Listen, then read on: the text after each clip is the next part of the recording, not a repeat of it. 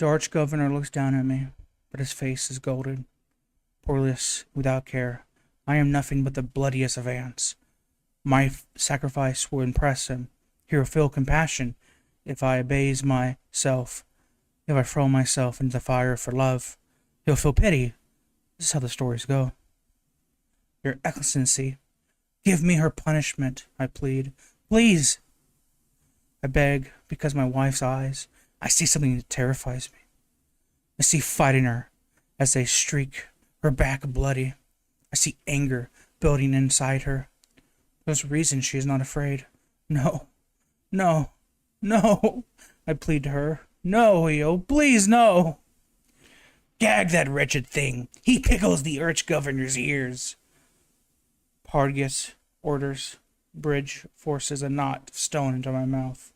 I gag and cry.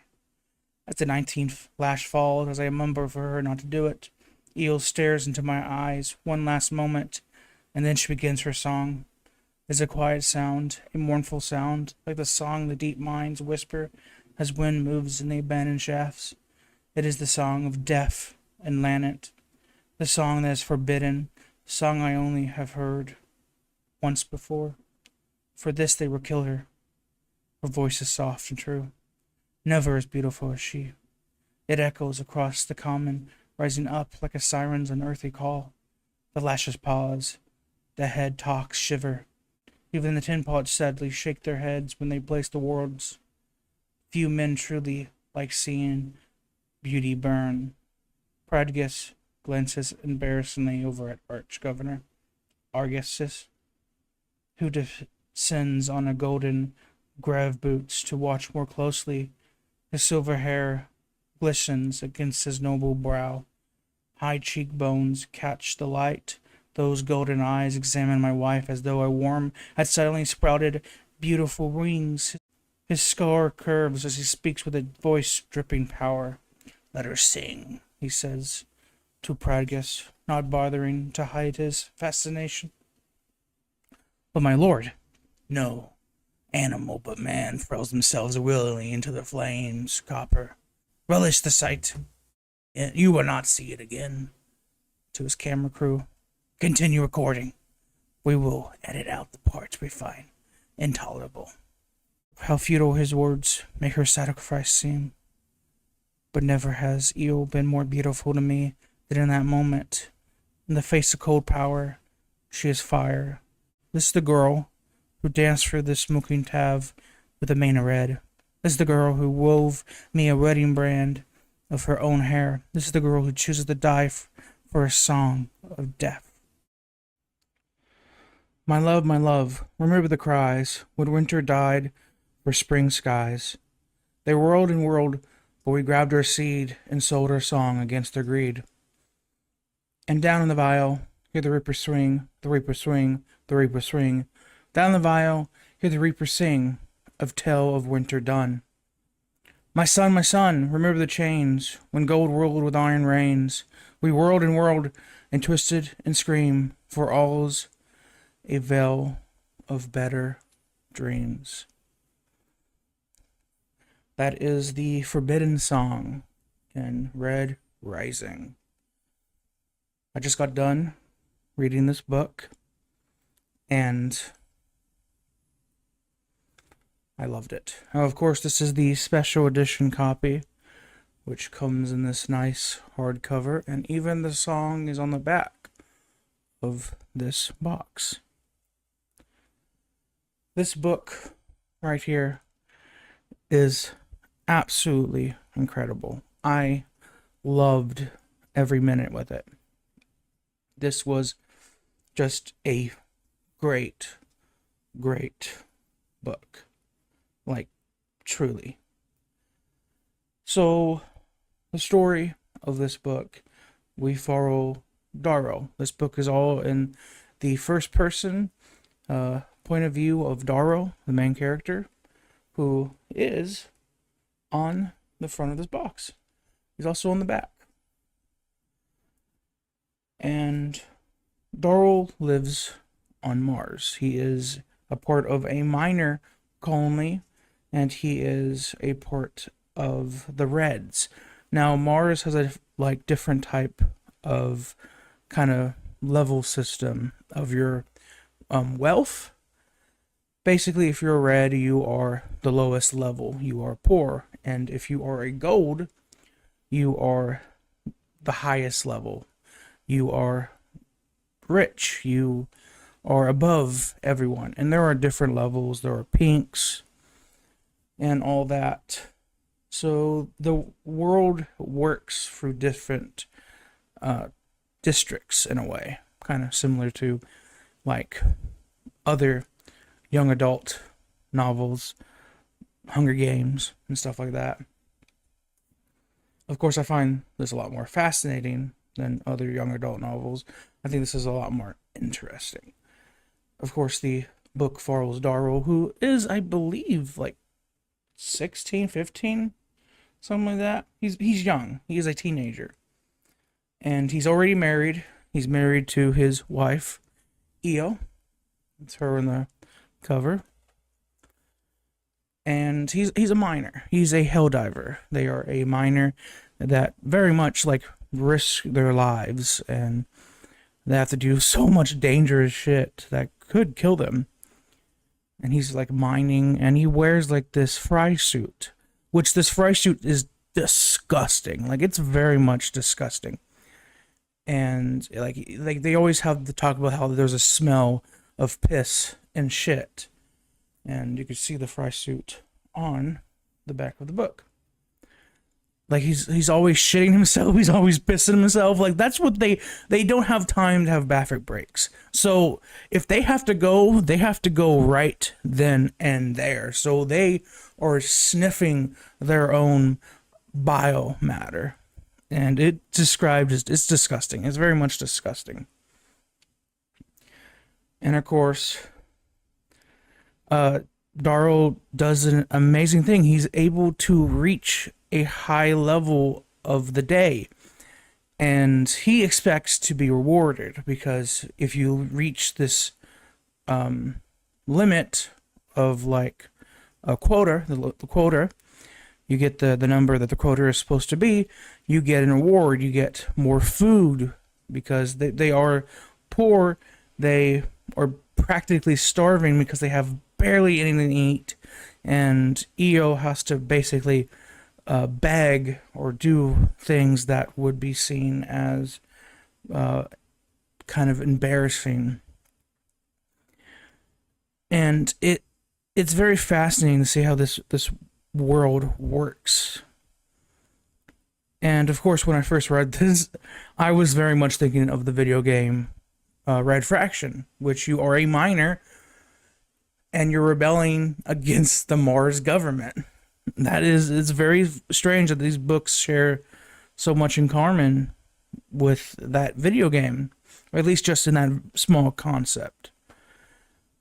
And it is very fascinating. I wonder how much inspiration Pierce Brown, the writer of Red Rising, had with the video game Red Faction. Like, genuinely, I would be very fascinated to know if he's played the game, if he loves the game, and he got inspiration somewhat from the game to write this book. Of course, he doesn't get rewarded. Instead, the other miners, helldivers, in the a higher like level of him gets rewarded, because they always get rewarded, because they are the golds prefer them. They like them much better. But Io, even though she sees Darrow's disappointed, she decides to treat him to like this gift, and she finds this amazing spot that's only for the golds, and it's just beautiful. It's absolutely a beautiful like view of the outside of the stars. There's like grass, and they make love there, and she asks him to be a part of the rebellion that is happening on Mars. And Darrow says, I don't want to do that, and he disagrees. She tries to convince him. Eventually they leave, and they're captured by the goats. They're captured, and they whip them in front of millions of people. They are live on TV. They whip them, but Io, instead of just being whipped, she sings the forbidden song, the song that I read in the beginning of this section, this video. And she's hanged for that. And Darl is the one that has to pull her legs so the snap of the neck could kill her. Eventually, Darl's depressed, and he eventually does that. He eventually gets hanged. And of course, his uncle, who talks to him, stuff, he gives him kind of like this drink. And I'm guessing the drink allows him to be numb, because when he gets his neck snapped, he wakes up because he's not dead. He doesn't get his neck. His neck is not actually snapped. His uncle must have not pulled hard enough, and he was just passed out and only seemed and looked to be dead. His uncle buried him, and the rebellion finds him, and they recruit him, and they ask him to do this specific thing where he has to become a gold so he can join this academy. And the process of becoming a gold is fucking awful, because they have to, because he's got red hair. Like, the Reds have red hair. They have a different kind of skin tone to them because they've in the mine and shit. So they are very much not look like a gold. So he has to go through surgery. I mean surgery. They completely rip out a lot of him. He's practically a new person. Like, there is nothing of Darl left. Like, nothing. He is officially a gold. He is no longer. It's kind of like the ship of Theseus. It's like, if you keep on repairing it, when is it ever still the same ship? That's basically like the thing. Like, is it still the same ship after so many repairs and new parts and all that? Is it still the same ship? And basically, is Darl the same person? Of course he is, because he still has his mind and his personality. And so he is the same person, just not on the outside. And the process that you describe is absolutely awful. But again, he is accepted into this like school, this academy. And instead of being like classes and stuff, they literally sent their these teenagers out into a battlefield. They have to fight and win battles and take over castles and different like clans and all that. And it's very fascinating. Different districts, castles and stuff. It's very fascinating because it very much shows like war. These kids are going through war. They are killing each other. There are some characters in this who rape other students, rape and kill, and do awful, awful acts. Of course, to even become a student, Darl had to kill the weaker links, because they forced a bunch of the stronger students to kill the weaker students who didn't pass all the tests, who were obviously not going to succeed because they don't have enough room for them. And the only way they to get rid of them is by killing them. So Darl has to kill one of the students, and it's very interesting because it's like we see him do this awful act, and he is justifying it for his rebellion, for his act of revenge, and also he kind of uses the excuse of love, because this is what Io, his wife, wanted this. It's very fascinating to see how he justifies a lot of this stuff. And it's very fascinating that he realizes that in his mind, gold were these awful, terrible,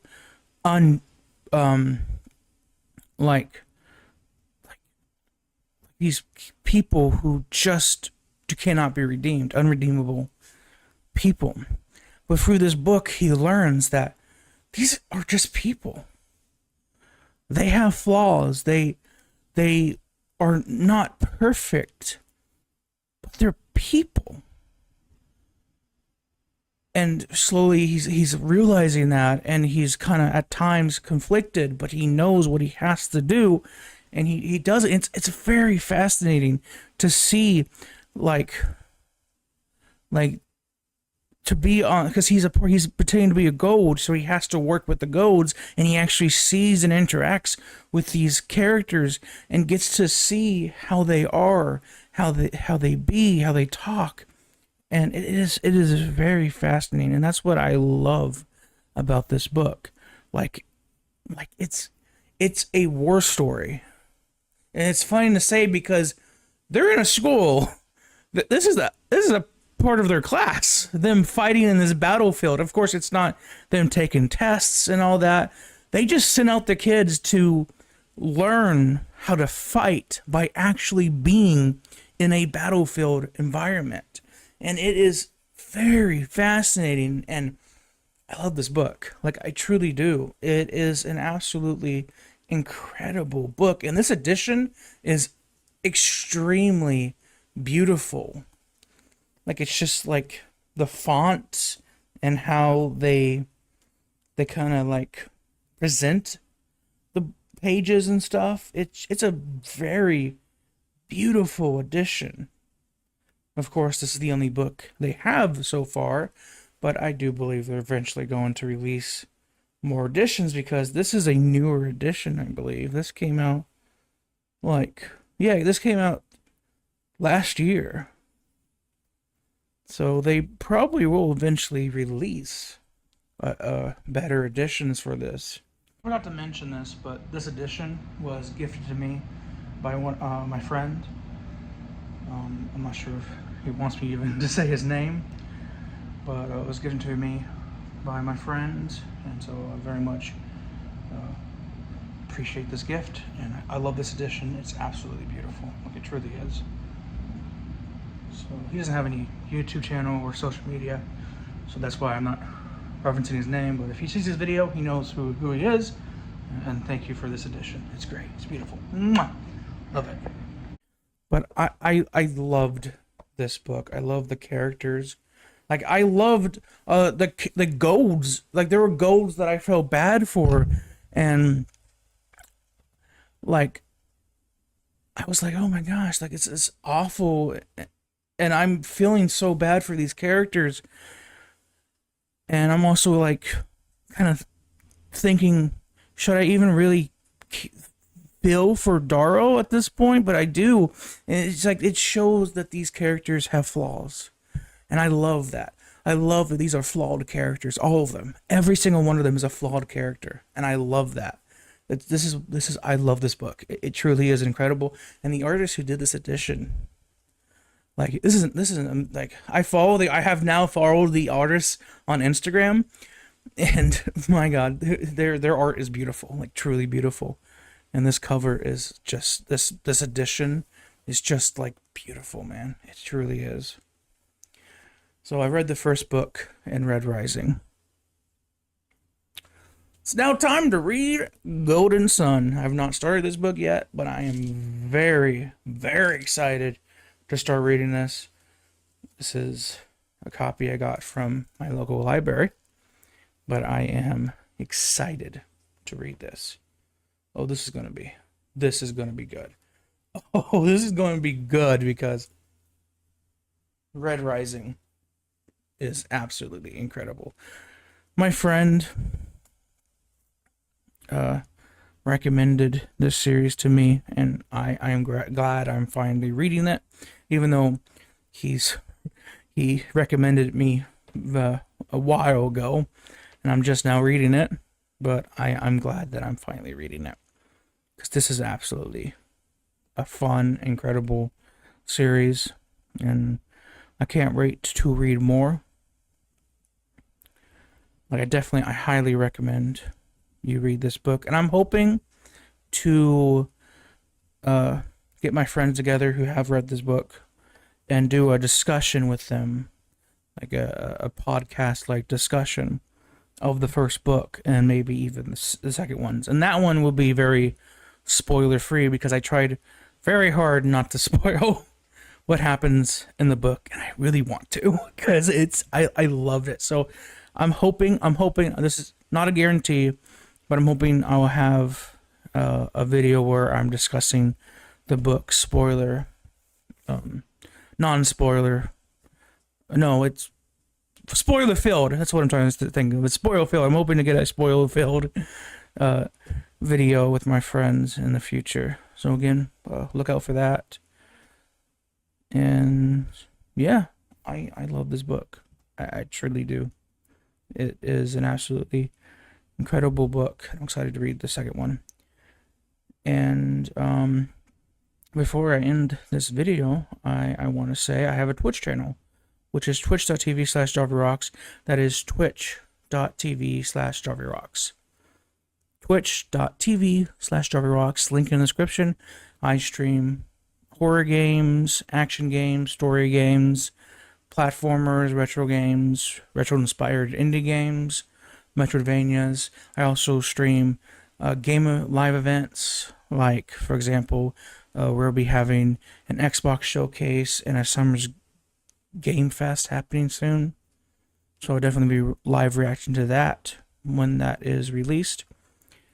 And I do stream on there, so again, give me a follow over there. That is twitch.tv/JarvyRocks. That is twitch.tv/JarvyRocks. One more time, twitch.tv/JarvyRocks.